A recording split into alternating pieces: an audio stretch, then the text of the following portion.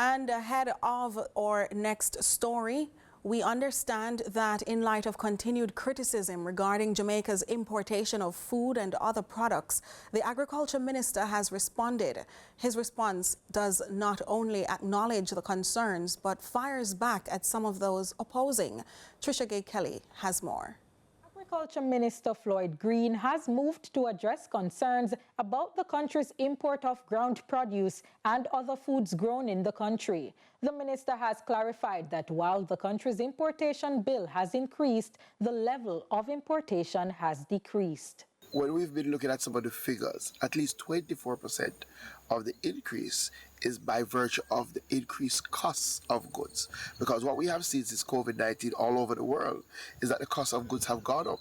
So you may be importing less, but it costing you more. The government has been facing backlash in this regard, especially from the opposition. The PNP continues to highlight the increase in the importation bill. They have moved the food importation bill from $834 million US to $1.44 billion, an increase of 70% since this Labour Party come into being. They are importing anything that you can think of.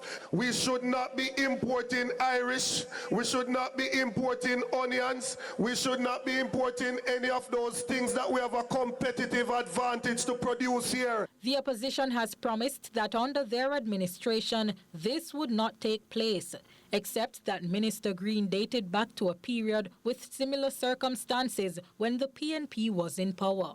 Between 2012 and 2015, we would have imported about 1,000, this is the government at the time, would have imported about 1,300 containers of onion. In the last 4 years, we would have imported about 600 containers of onions. So there's almost a 50% reduction in the amount of onions that we've imported. But that might not show in terms of the costs of imports. So it's very, very important that when we look at our import numbers, that we drill down to ensure that we're saying the right things, because we are moving to drive down imports. The sector is expected to make full recovery in the next 2 to 3 years. Trishagaye Kelly, CVM News.